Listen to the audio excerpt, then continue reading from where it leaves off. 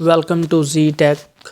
Today we are going to fix Windows Store error 0x80072ee7.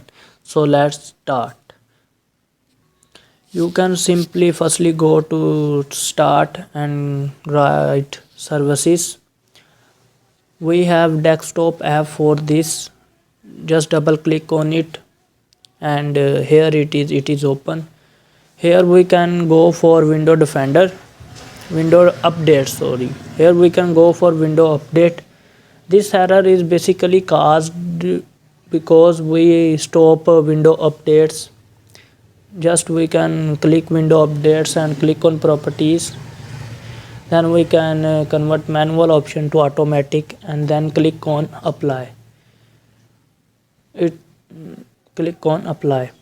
This is how your error will be solved, but your computer takes some times to launch and update itself.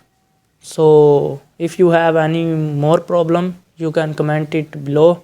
I will look forward myself to solve it. Thank you for watching. Please subscribe my channel.